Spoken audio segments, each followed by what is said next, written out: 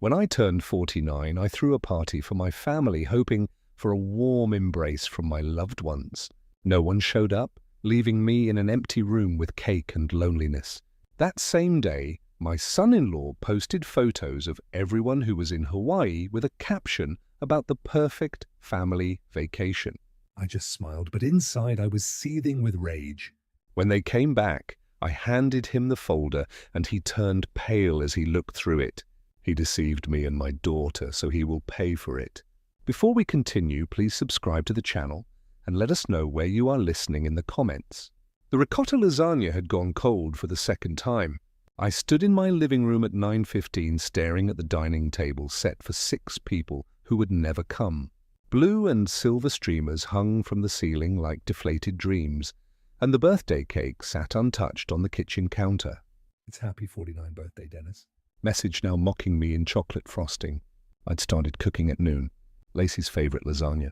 The recipe Margaret perfected during our early married years.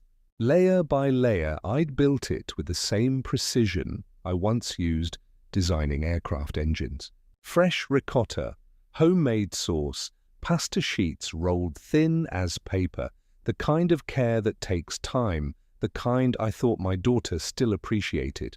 The wine glasses had developed condensation rings on my grandmother's mahogany table, 6-place settings, complete with the good china Margaret saved for special occasions. I'd even folded the napkins into those fancy triangles Lacey admired at restaurants. The birthday candles had melted into colourful puddles, wax dripping onto the vanilla buttercream like tears. Through the thin walls, I could hear the Martinez family next door celebrating something. Children's laughter, clinking glasses, the warm hum of conversation that fills a house when people actually show up. Mrs. Martinez had waved from her garden this morning, asking if I needed help with my party preparations. "Family's coming," I told her proudly. My daughter and her new husband. My phone sat silent on the coffee table. No missed calls, no apologetic text messages, no last-minute explanations. I'd checked it every 15 minutes since 5 killed when Derek's family was supposed to arrive after their afternoon drive from Seattle. Derek had promised they would all come for our first family gathering as in-laws. A whole new extended family I'd been eager to meet, to welcome properly. The grandfather clock in the hallway chimed 9:30, Margaret's clock, the one her father built by hand in 1963. She used to say it kept perfect time because it was made with love. Now it just counted the minutes of my humiliation. I walked to the mantelpiece, past the framed photographs that told the story of my life. Margaret in her wedding dress, radiant and impossibly young. Lacey at 7, missing her front teeth, holding up a crayon drawing of our family. Christmas mornings when she'd wake us at dawn, bouncing on our bed until we agreed to open presents. Her college graduation, me bursting with pride as she walked across that stage in her cap and gown. When did it change? When did my weekly phone calls become burdens? When did Sunday breakfast become an obligation she could skip? The transformation had been gradual, like ice forming on a pond. One day the water runs free, the next morning it's frozen solid. I blew out the birthday candles methodically one by one. 49 small flames extinguished with 49 quiet puffs. No wish to make, no family to cheer, just me and the silence and the slowly cooling lasagna that nobody would ever taste. The leftover cake would feed me for a week. The wine would return to my basement, unopened, and waiting for an occasion that might never come. But something else was stirring inside me, something harder than disappointment. It felt like determination wrapped in steel wool, scratchy and uncomfortable, but undeniably strong. I settled into Margaret's old armchair, the blue velvet one she'd claimed as her reading spot. My phone felt heavier than usual as I picked it up, scrolling to Lacey's contact. Her smiling face looked back at me from the screen, a photo from last Christmas when she still hugged me goodbye. My thumb hovered over the call button. The phone rang 3 times before she answered. "Hi, Dad." Her voice sounded different, distant, formal, like she was talking to a colleague rather than the man who taught her to ride a bicycle. "Lacey, sweetheart, I was just wondering." I know, Dad. I'm so sorry about tonight." The words came out rehearsed, mechanical. In the background, I heard something that sounded suspiciously like Hawaiian music, soft and tropical. There was an emergency at Derek's work. Last-minute crisis. We completely forgot to check our calendars. I closed my eyes, trying to picture her face. Was she looking at Derek while she spoke? Was he coaching her, feeding her lines? An emergency on Saturday night. It's complicated. Derek says, these real estate deals don't follow normal business hours. There it was. Derek says, when did her sentences start beginning with those two words? We're actually dealing with a priority management situation that requires our immediate attention. Priority management situation. Lacey, who used to say thingy when she couldn't remember the right word, was suddenly speaking like a corporate manual. And Derek's parents, his sister, a pause longer than comfortable. They're helping with the situation. It's really all hands on deck right now. I walk to the kitchen, staring at the untouched lasagna. You sound tired, honey. Just stressed. Derek says, we need to focus on our core family unit during challenging times. Core family unit. I remembered when she used to call us Team Grey. Her and me against the world after Margaret died. Now I apparently wasn't part of any unit at all. Well, happy birthday, Dennis. She'd forgotten my middle name. Ever since she learned to talk, every birthday greeting had been, Happy birthday, Dennis Michael Gay, delivered in the same sing-gong voice she'd used as a toddler. Now I was just Dennis, generic as a stranger. Thank you. My voice stayed steady, controlled. I could hear Margaret's advice from beyond the grave. Don't push when someone's pulling away. You'll only make them run further. I hope Derek's emergency resolves quickly. It will. It has to. Another pause. Dad, I should probably go. This situation really needs my full attention. The call lasted exactly 3 minutes and 47 seconds. I checked the timer after she hung up, staring at the number like it meant something. 3 years, 3 months and 47 seconds. That's how long it took my daughter to become a stranger. I sat in the kitchen, surrounded by the evidence of my foolish optimism, the fancy napkins, the birthday decorations, the carefully prepared meal that would feed me for days. But beneath the hurt, something sharper was taking shape. Call it intuition, call it paranoia, call it the natural skepticism of a man who'd spent 40 years solving engineering problems. Derek's emergency. Real estate crisis on a Saturday night. Hawaiian music in the background. For the first time in months, I walked to Margaret's old desk and opened my laptop. The screen flickered to life, showing a desktop I rarely used anymore. I typed facebook.com with 2 fingers, my engineering mind frustrated by social media interfaces I'd avoided since Margaret's death. My password attempt failed twice before I remembered. Margaret loved 1962, the year we met.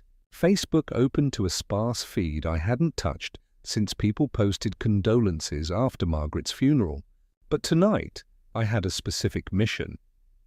I typed Derek Stone into the search bar with the same methodical patience I'd once used to draft blueprints.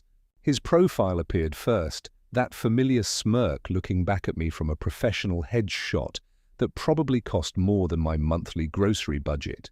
His recent post made my breath catch in my chest. Earlier today, while I was covering my untouched lasagna with aluminum foil, Derek had posted photos on Facebook, likely Crosserstead from his Instagram.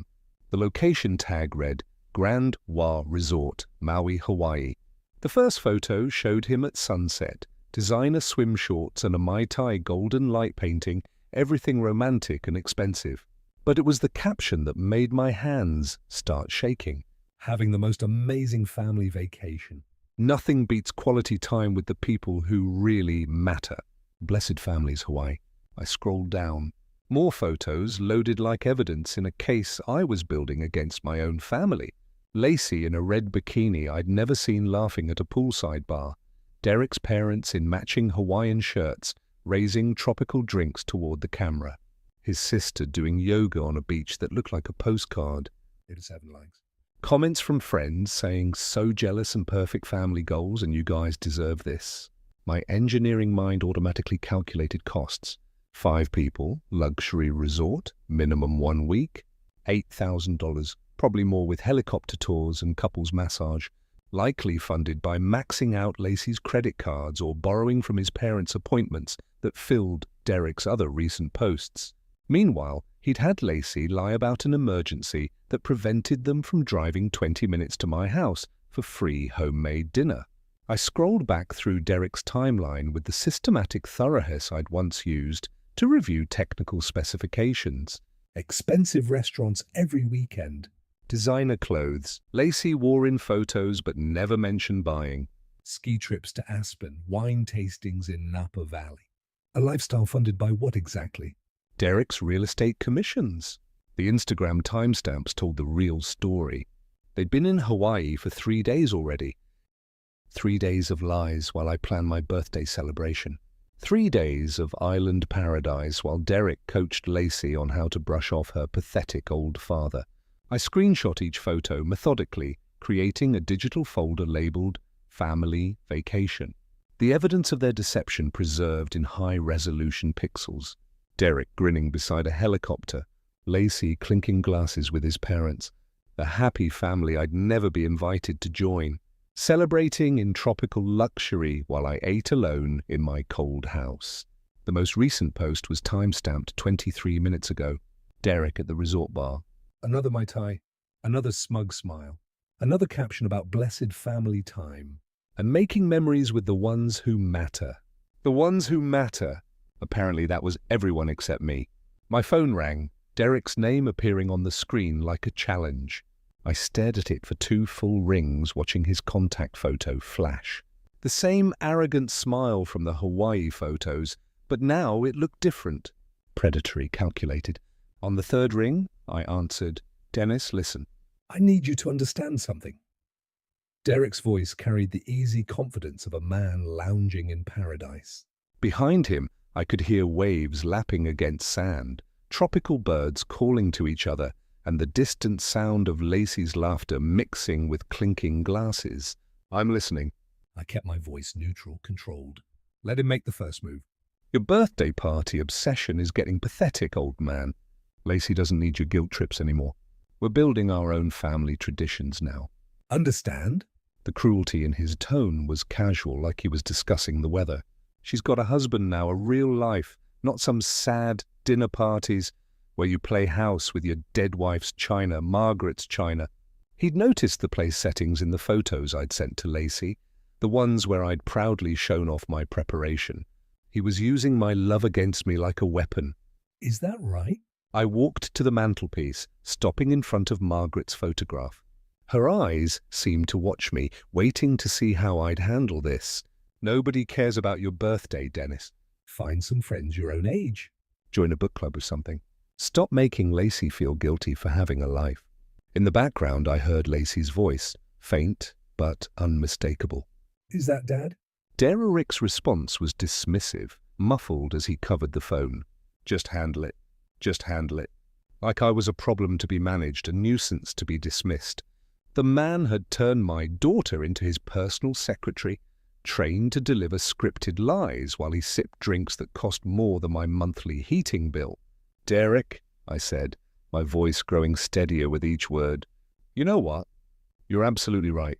Silence. He'd been expecting anger, tears, the desperate pleading of a lonely old man. Instead, he got agreement, and it clearly confused him. I what? I said, you're right. Lacey has her own life now, her own priorities. And when you get back from Hawaii, I have a surprise for her. For both of you, actually. What kind of surprise? His voice had lost its cocky edge, replaced by something sharper, nervous. I could picture him sitting up straighter in his poolside chair, his Mai Tai suddenly forgotten. The background sounds of his perfect vacation seemed to fade as he focused entirely on my words. The kind that brings families closer together, Derek. The kind that helps everyone understand exactly where they stand with each other. I paused, letting the silence stretch between us like a wire under tension. You should enjoy the rest of your vacation. Really soak up every moment. Take lots of pictures. Make lots of memories. Dennis, what the hell are you talking about? You'll find out when you get home. Give my love to Lacey.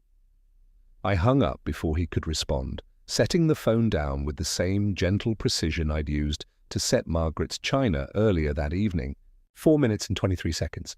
That's how long it took Derek to reveal his true nature, to show me exactly what kind of man had stolen my daughter's heart. But something had shifted during our conversation, something fundamental and irreversible. I wasn't the pathetic old man crying over his empty birthday party anymore.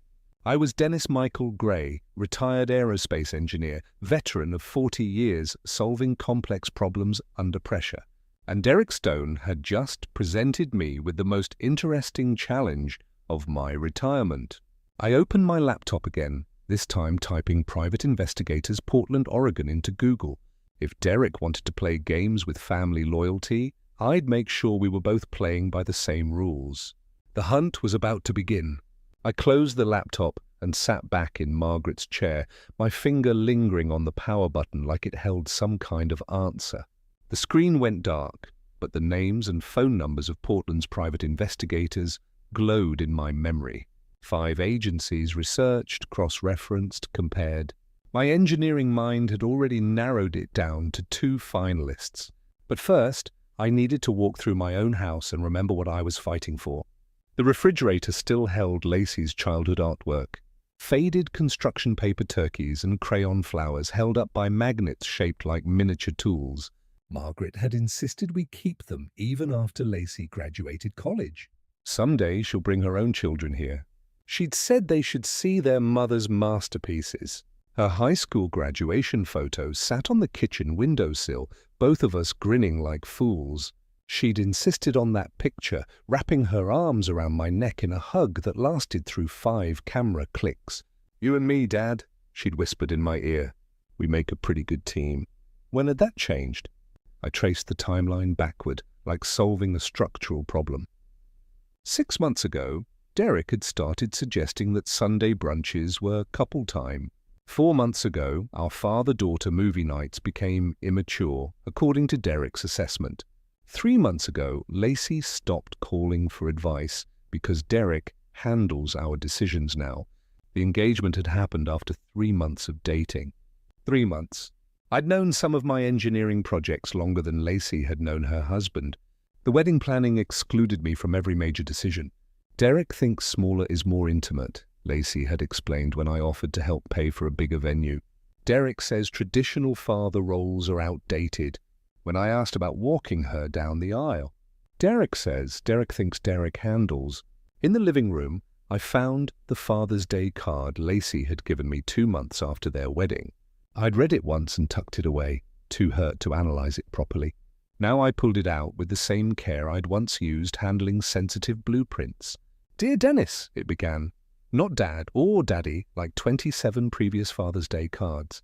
"I want to express my appreciation for your parental guidance during my formative years. As I established my own nuclear family unit with Derek, I recognized the importance of maintaining appropriate boundaries while honoring our family connection." Nuclear family unit. Appropriate boundaries. Lacey, who used to write, "I love you more than ice cream and ponies combined," was suddenly composing corporate memos disguised as greeting cards. I sat in Margaret's chair and made a list, dating each change with the precision I'd once used for project timelines. The pattern emerged like a blueprint taking shape. Every alienation, every distancing, every cruel transformation corresponded with Derek's increasing influence over her life. Margaret's voice echoed in my memory. "Family doesn't abandon family, Dennis." "Something's wrong if they do." She was right. My daughter hadn't become cruel overnight. She'd been coached, manipulated, systematically isolated from the father who'd raised her alone for 5 years after cancer took her mother. Derek hadn't just stolen my daughter's heart. He'd stolen her mind, her voice, her very identity. This wasn't about a missed birthday party anymore. This was about saving Lacey from a predator who'd identified her vulnerability and exploited it with surgical precision. I'd spent 30 years as a structural engineer identifying weak points in complex systems, but investigating people required different tools than analyzing blueprints and reinforcing them before they collapsed. Derek Stone had introduced a fatal flaw into my family structure, but he'd underestimated one crucial element. I still remembered how to solve problems that others couldn't see. My phone felt solid and purposeful in my hand as I scrolled to the contact information for Cascade Investigations. The receptionist at Cascade Investigations had a voice like warm honey over steel. "Mr. Gray, Mr. Corrin can see you Friday at 2 Lai. He'll meet you at Powell's Books, the coffee section on the second floor. Look for a gentleman in a brown leather jacket carrying a copy of In Cold Blood." I spent 2 days preparing like I was heading into the most important meeting of my career. Derek's basic information went into a folder with the same organizational precision I'd once used for technical specifications. Derek Michael Stone, age 35, Pacific Northwest Realty Group, license plate 8DJ492, apartment address on Northwest 23rd Avenue that costs more than my monthly pension. Powell's Books felt like neutral territory, crowded enough for privacy, but public enough for safety. I found James Curran exactly where Sarah had promised, a man who looked like he'd stepped out of a detective novel. Mid-40s, steel grey hair, eyes that missed nothing. The brown leather jacket had seen better days, but his handshake was firm as a closing deal. "Mr. Gray, coffee." He gestured toward the calf counter on me. This conversation might take a while. We settled into a corner table surrounded by towering bookshelves. Karan opened a leather portfolio and pulled out a legal pad, his pen poised like a scalpel. "Tell me what's going on." I laid out the facts without emotion. The way I'd once presented engineering reports to skeptical clients. The birthday party, the Hawaiian deception, Lacey's personality transformation over 6 months of marriage, Derek's manipulative comments and controlling behavior. Kuran took notes in shorthand, occasionally nodding. When I finished, he set down his pen and studied me with the intensity of a man used to separating truth from wishful thinking. "What specifically do you suspect, Mr. Gray?" "Financial manipulation, possibly infidelity, definitely psychological abuse." The words tasted bitter but necessary. "My daughter has become a stranger to herself." "Are you prepared for what we might find?" "Sometimes the truth is worse than our worst fears." I thought about Margaret's china sitting untouched in my dining room, about Lacey's childhood drawings still clinging to my refrigerator. My daughter is in danger from a man she trusts completely. Whatever you find can't be worse than losing her forever. What's your end goal here?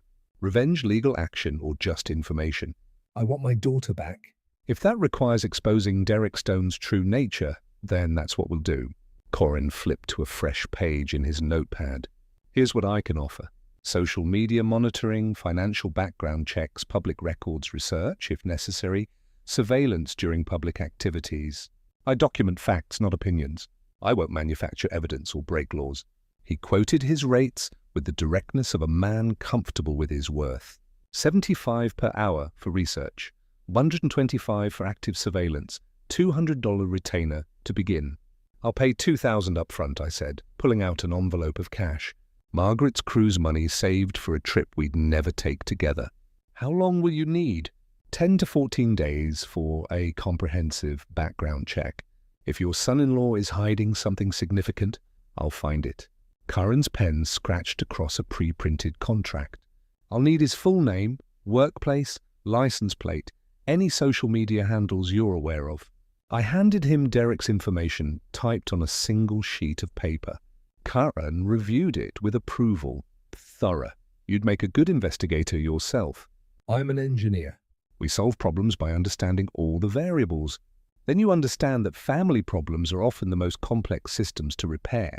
Curran slid the signed contract across the table. "I'll be in touch within 48 hours with preliminary findings." We shook hands again, and I watched him disappear into the bookstore crowd, already focused on his next move. Outside, the afternoon sun felt different, charged with purpose rather than weighted by loneliness. I sat in my Honda Civic and pulled out my phone, checking Derek's most recent Instagram post. Still in Hawaii, still posting about blessed family time, while my investigation began 3,000 miles away. The return flight was scheduled for Saturday afternoon. In my calendar app, I created a new event. Truth arrives home. The Delta Airlines app showed flight 1247 on schedule. Saturday arrival at Portland International. 3:47 p.m. I sat down my phone and looked at the navy blue suit hanging in my bedroom closet, pressed and ready like armor for an approaching battle. 6 days to prepare. 6 days to transform myself from the pathetic old man Derek had mocked into someone worthy of my daughter's respect. First stop, Charlie's barbershop on Southeast Division, where I'd been getting my hair cut for 15 years. Charlie took one look at me and shook his head. "Dennis, you look like you've been living in a cave. When's the last time you had a proper trim?" 4 months ago, maybe 5. I settled into the familiar leather chair. I need to look like someone who has his life together. Charlie, say no more. Charlie's scissors worked with surgical precision. Job interview. New lady friend. Family reunion. Close enough to the truth. The man in the mirror looked 10 years younger when Charlie finished. Sharp lines, confident angles, the kind of haircut that suggested competence rather than depression. I tipped him $20 instead of my usual 10. At the dry cleaner, Mrs. Kim examined my navy suit with professional disapproval. "Too long since you wear this, needs pressing, minor alterations. You lose weight. Can you have it ready by Friday for you, Mr. Gray?" "Of course, your wife. She always bring your clothes here. Good woman. She would want you looking sharp." Margaret would have approved of my preparation strategy. She'd always said navy blue made my eyes look strong. That confidence started with how you presented yourself to the world. I bought a new tie at Nordstrom. Silk with thin silver stripes that caught the light just right. Back home, I installed a doorbell camera system I'd been putting off since Margaret's death. The instructions took 2 hours to follow properly, but my engineering background made the wiring straightforward. Now I could see who approached my house before they knocked. Control the interaction from the beginning. Derek's real estate company website revealed more than he probably intended. Pacific Northwest Realty Group looked professional enough, but the online reviews told a different story. Overpromises and underdelivers, pushy sales tactics, questionable ethics. I screenshot each complaint, building a file of Derek's professional reputation. Every morning I walked 3 miles through Laurelhurst Park, building stamina and burning off nervous energy. My body felt stronger than it had in months, driven by purpose rather than weighed down by grief. I ate proper meals instead of frozen dinners, slept 8 hours instead of lying awake missing Margaret. The psychology books I checked out from Multnomah County Library made for disturbing reading. Recognizing emotional manipulation, the psychology of financial abuse, love bombing, and isolation tactics. Derek's behavior matched the textbook patterns with frightening accuracy. I practiced conversations in my bedroom mirror, rehearsing calm, measured responses to Derek's inevitable attacks. Not angry confrontation, but surgical precision. A surgeon doesn't shout at cancer cells. He removes them with steady hands and sharp instruments. My bank account could handle additional detective expenses if necessary. My calendar was clear. My house was organized like a command center. Everything clean, purposeful, ready for whatever James Curran might discover. Thursday morning, I checked the Hawaiian Airlines website one final time. Derek and Lacey's return flight remained on schedule. No delays, no changes. In 62 hours, they would be back in Portland, and the next phase of my plan would begin. I stood in front of my bedroom mirror, practicing one final time. "Hello, Derek. Welcome home." "We need to talk." My reflection looked back with steady eyes and a confident jawline. "Margaret would have been proud." My phone buzzed with a text notification. "Package delivery scheduled for 2:15 p.m. today. Cascade investigations." The evidence was arriving ahead of schedule.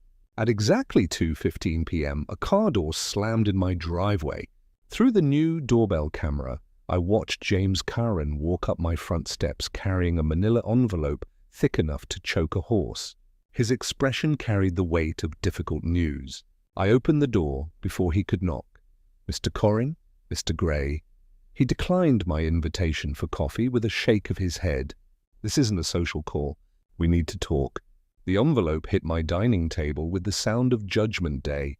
Curran had organized everything with colored tabs and section dividers, the kind of systematic approach that made my engineer's heart appreciate his thoroughness. "Before we begin," Karan said, settling into the chair across from me, "I want you to know that your instincts about Derek Stone were correct, but the reality is worse than you suspected." Section A contained Derek's financial records legally obtained through public databases and credit monitoring services. $47,000 in credit card debt across 6 different accounts. $23,000 owed to something called Pacific Coast Gaming, which Karan explained was a casino operation with ties to debt collection agencies. 3 loan applications declined by major banks in the past 4 months. "Your son-in-law's drowning," Karen explained, flipping through bank statements and credit reports. "His real estate income is down 60% from last year. He's been juggling minimum payments like a man trying to keep 12 plates spinning in the air." Section B revealed Derek's professional problems: real estate license suspended twice for ethical violations, currently on probation with the state regulatory board. Former clients had filed complaints about misrepresented properties and hidden commission structures. "He's 1 violation away from losing his license permanently," Karen noted. That's probably why he rushed into marriage. "He needed financial stability fast." Section C made my hands clench into fists. Derek's dating history recovered through social media. Archaeology showed a pattern of targeting financially stable women. A previous engagement broken when his fiancée A discovered his gambling problem. Text message records from his phone carrier showing communications with multiple women during his relationship with Lacey. But Section D contained the smoking gun that made everything else look like misdemeanors. "I flew to Hawaii Tuesday night," Karen said, pulling out surveillance photographs. These were taken in public spaces, all legally obtained. The photos showed Derek alone at the Maui Grand Casino at 2:47 a.m., unable to resist his gambling addiction, even while his family slept upstairs. Derek meeting with a woman named Tiffany Chen at the hotel bar. Photographic evidence of Derek entering and leaving the hotel elevator at suspicious hours, showing Derek accessing room 847 registered to Tiffany Chen on 3 separate nights. 47 phone calls to Northwest Recovery Solutions during the vacation. Karan continued, "That's a debt collection Agency. Your son-in-law was fielding harassment calls from creditors while posting about his perfect family. Vacation, the final section, contained transcripts of Derek's conversations with his own family, recorded through social media messages and email chains that Karen had accessed through Derek's professional accounts. His parents don't know about his financial problems. His sister thinks Lacey is wealthy because Derek told her, "You're loaded." He's been lying to everyone, not just your daughter. I reviewed each document with the methodical precision I'd once used for structural calculations. The scope of Derek's deception was breathtaking. Gambling addiction, serial financial manipulation, active infidelity, pathological lying to multiple families. "This is enough evidence to open her eyes," Karen said, accepting his final payment, plus a bonus for the Hawaii work. "But be prepared, Mr. Gray. Victims of manipulation often defend their manipulators initially. She might not believe you right away." After Karen left, I sat alone with the evidence folder, my phone displaying the countdown I'd set up. Derek and Lacey returned in 47 hours. I opened the folder again and began organizing the documents for maximum impact. Financial records first, to establish Derek's desperation. Professional problems second, to show his pattern of deception. Personal betrayals last, to demonstrate that his cruelty wasn't limited to me. Margaret's photo watched from the mantelpiece as I worked, her eyes seeming to approve of my methodical approach to protecting our daughter. 47 hours until truth came home. Saturday morning at 6 o'clock, I sat in Margaret's old study, arranging documents like I was preparing the most important engineering presentation of my career. The evidence folder lay open across the mahogany desk. Each piece of Derek's deception organized with surgical precision. Financial records.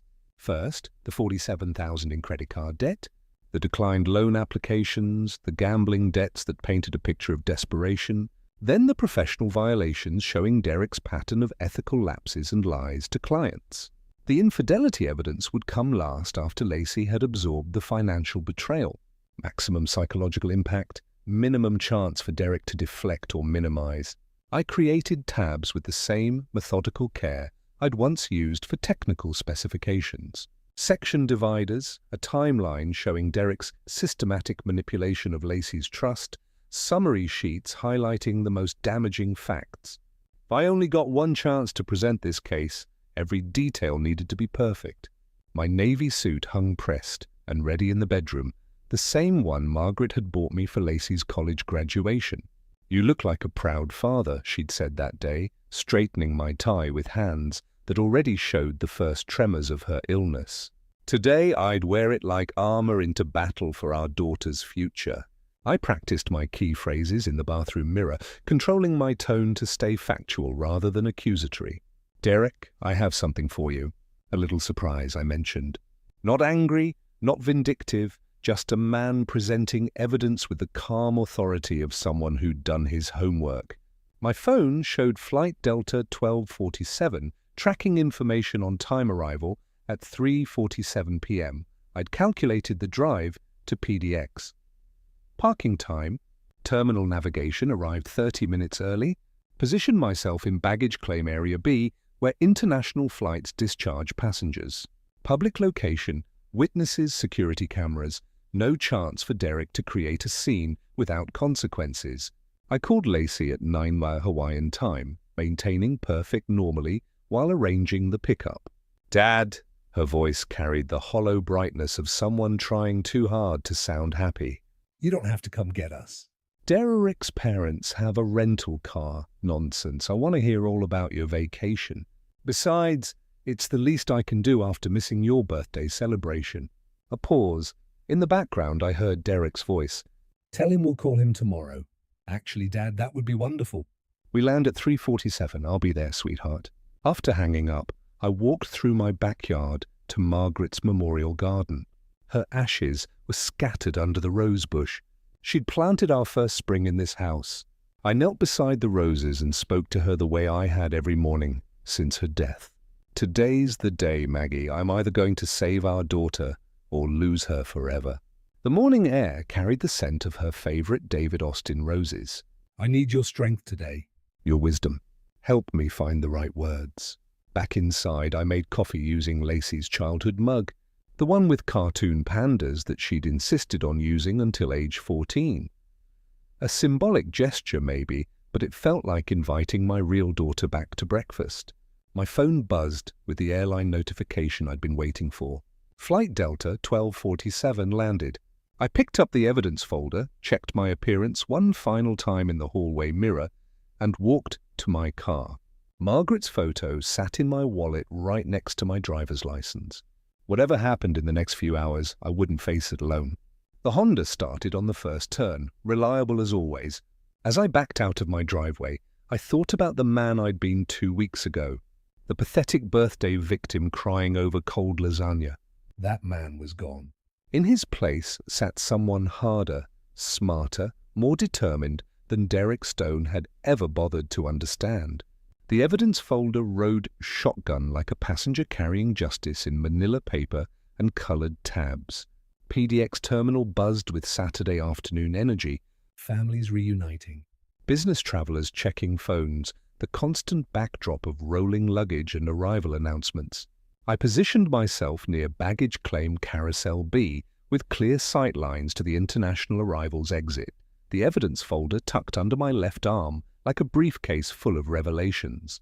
They emerged at exactly 4:15, all 5 of them looking relaxed and tan.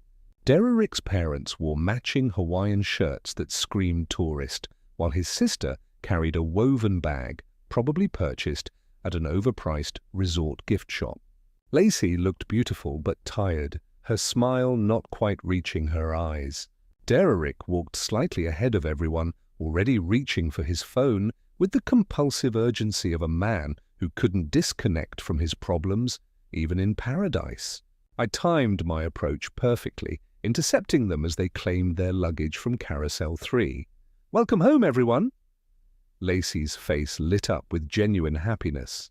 "Dad, you didn't have to wait so long." Her hug felt real, desperate, almost like she'd missed having someone who loved her unconditionally. Derek's greeting was performance art. "Dennis, great to see you, buddy. Thanks so much for picking us up." Really above and beyond, his handshake lasted exactly 2 seconds. His eyes already scanning the terminal exit. "We should probably get going. Long day, you know?"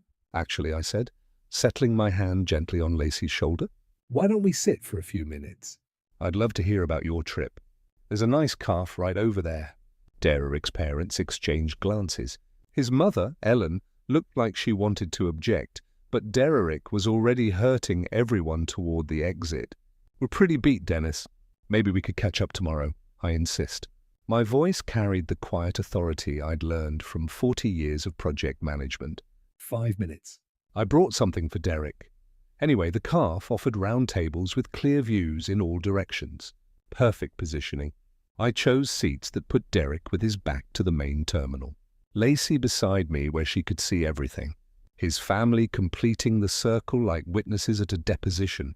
Derek immediately launched into vacation highlights, showing photos on his phone with the practiced enthusiasm of someone selling a fantasy. The helicopter tour was incredible. Cost a fortune, but totally worth it. And the resort spa, Lacey got the full treatment, didn't you, honey? I watched Lacey nod mechanically while Derek's mother mentioned almost casually, "Derek spent so much time on business calls even during family dinners. He must have very demanding clients. Late-night work calls too." Derek's sister added, "We hardly saw him after 10 p.m., always handling some urgent situation." Derek's jaw tightened almost imperceptibly. "Real estate never sleeps, you know, especially when you're building something substantial." "Speaking of building something," I said, placing the manila folder on the table between us like a peace offering. "Derek, I have that surprise I mentioned, the one that brings families closer together." I slid it across the smooth calf table. "Don't worry about keeping it private." "Lacey should probably see this too." Derek stared at the folder like it might explode. His laugh came out forced, artificial. "Dennis, what's all this?" "You know, I'm not big on paperwork." "Oh, I think you'll find this very interesting." I kept my voice conversational, grandfatherly even. "Go ahead, open it." His hands trembled slightly as he lifted the cover. I watched his face change color as he recognized the first document. A credit report with his name and $47,000 in red ink. The calf. Noise seemed to fade as Derek flipped through the financial records, each page making him visibly paler. His parents leaned closer, trying to understand what had stolen their son's confidence so completely. Ellen Stone was the first to speak. "Derek, honey, what are all these numbers?" That's when I delivered my prepared line with the calm precision of a surgeon making the first incision. I thought Derek might want to explain those Hawaii casino receipts to his wife and perhaps introduce Lacey to Tiffany Chen. The silence that followed was profound. Derek's hand froze halfway through turning a page. His sister stopped mid-sip of her coffee. His parents looked between their son and the documents like they were watching a car accident in slow motion. Derek looked up from the folder, his face completely drained of color, his eyes wide with the recognition that his carefully constructed world was collapsing in real time. Derek Lacey's voice was barely above a whisper as she reached for the folder, her hands shaking. "What is this? What's in that folder?" Lacey's fingers trembled as she took the folder from Derek's nerveless grip. Her voice came out in a broken whisper that cut through the ambient airport noise like a prayer offered to an empty sky. "Derek, what are these photos?" She turned the first page with the careful deliberation of someone afraid of what they might find. The financial documents hit her first. Bank statements, credit reports, loan rejections painted in red ink and overdue stamps. 50,000. Her voice cracked on the number. "Derek, we talked about being debt-free before we got married. You showed me your accounts." Derek's recovery attempt was immediate, but clumsy. "Lacey, sweetheart, those are investment opportunities. Strategic debt leverage. It's complicated, but gambling debts to Pacific Coast Gaming." Lacey's nursing training had taught her to read documents methodically, and she was applying that skill now. 23,000 to a casino collection agency. His parents recoiled as if the folder contained infectious disease. Ellen Stone pressed her hand to her mouth. Derek, Michael, please tell me this isn't what it looks like. Derek tried to grab the folder back, but Lacey held it protectively against her chest. Those were research visits for my real estate clients, high-end properties near gaming establishments. It's complicated market analysis. At 3 in the morning, I asked quietly, producing the casino surveillance photos James Karen had obtained while your family was sleeping upstairs, thinking you had insomnia. Lacey flipped to the hotel photographs, and I watched her world shatter in real time. Images of Derek with Tiffany Chen at the resort bar, laughing intimately over tropical drinks. Hotel keycard records showing his access to room 847 on 3 separate nights. Who is she? Lacey's question came out as a breathless gasp. Derek, who is this woman you were with while I was sleeping in our room? Derek's desperation escalated into aggression. This is invasion of privacy. Your father hired some stalker to follow us on our honeymoon. Can't you see what he's doing? He's trying to destroy our marriage because he can't stand that you have a real family now. I reached into my wallet and placed James Karan's business card on the table next to the scattered evidence. Everything in that folder can be verified independently. Mr. Karan is a licensed private investigator with 20 years of law enforcement experience. Derek's mother was reading over Lacey's shoulder now, her face growing more horrified with each document. Derek, these casino receipts. You spent $100 in one night. Where did you get that money? And these phone records? Derek's father added, his voice thick with disappointment. 47 calls to a debt collection agency during our family vacation. Son, what have you done? Lacey found the financial analysis section, her nursing precision making her thorough, even in crisis. You used my credit cards, my savings account. Derek, we have $18,000 in debt I never knew about. Derek's final desperate play came with the artificial authority of a man used to manipulating vulnerable women. Lacey, you need to choose right now. Your husband or your father, because I won't be married to someone who lets her daddy interfere in our relationship. The ultimatum hung in the air like a challenge to everything Derek had been programming her to believe for 6 months. But something had shifted in Lacey's face, a recognition dawning like sunrise after the longest night of her life. She sat in stunned silence for several minutes, her mind processing information that contradicted months of Derek's manipulation. The wedding ring slid off her finger with ease. Weight loss from stress, I realized, and landed on the calf table next to the evidence of Derek's betrayal with a tiny metallic sound that seemed to echo through the terminal. 6 months, she said, her voice growing stronger with each word. 6 months of marriage, and this is who you really are. Not the gambling, not even the cheating, the lies, Derek. The way you made me doubt my own father's love. Derek lunged for her arm, but I stepped between them with the reflexes of a man who'd once served his country. That's enough. Your father is a bitter old man trying to destroy our happiness. Derek's voice carried across the calf, drawing stares from other travelers. Lacey, don't let him poison you against me. Airport security was already approaching, drawn by the raised voices in obvious distress. I raised my hand to show we had everything under control, while addressing the officers with calm authority. Family discussion, gentlemen. Just settling some travel arrangements. Derek's mother grabbed her son by the shoulders, her voice sharp with maternal disappointment. Derek Michael Stone, what have you done to this family? To this sweet girl. Your father and I raised you better than this. Lacey picked up her purse and turned toward me, her face streaked with tears, but her voice steady with newfound conviction. I need to go home now, Dad, to our real home. Derek's desperation finally broke through his calculated facade as his accusations followed us toward the terminal exit. But they sounded hollow now, the desperate protests of a man watching his carefully constructed con fall apart in public. You'll regret this, Lacey. You'll come crawling back when you realize what you've thrown away. I kept my hand gently on Lacey's shoulder as we walked away, not looking back at the man who'd stolen 6 months of my daughter's life. The evidence folder remained scattered across the calf. Table Derek's parents and sister left to sort through the wreckage of the son and brother they thought they knew. Behind us, Derek's voice cracked with the sound of a man facing consequences for the first time in his adult life.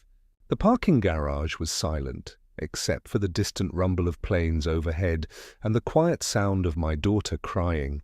We sat in my Honda Civic, Lacey clutching the handkerchief Margaret had embroidered with tiny forget-me-nots while I waited for her tears to find their words. "I'm so sorry, Dad." Her voice came out broken, raw with 6 months of suppressed doubt. I'm so sorry. "I believed him about you, about us." The drive home took 45 minutes, but we talked for what felt like hours. Lacey shared how Derek had convinced her that my love was unhealthy attachment, that grown daughters needed to establish boundaries with controlling fathers, how he'd coached her to see my Sunday brunch invitations as manipulation rather than tradition, my birthday celebration as desperate attention-seeking instead of simple love. "He made me write that Father's Day card," she confessed as we pulled into my driveway. Sat right next to me at our kitchen table, editing every sentence. Said traditional sentimental language was emotionally immature. I made her favorite childhood comfort food that evening. Grilled cheese sandwiches with the crust cut off and Campbell's tomato soup. The same meal I'd served when she had bad dreams or scraped knees. We sat at the kitchen table where she'd once done homework and told me about her day, reclaiming the space Derek had tried to poison with his manipulation. She noticed Margaret's coffee mug sitting in its usual spot by the window, untouched since the morning of my birthday party. Mom would have seen right through him, wouldn't she? Your mother always said, family protects family no matter what, I replied, refilling our soup bowls. She would have been proud of your courage today. Derek's harassment started within the hour. Phone calls, text messages, emails cycling between apology and threat with manic desperation. I helped Lacey block his number and social media accounts documenting everything for the restraining order we'd file Monday morning. By Tuesday, we had a divorce attorney.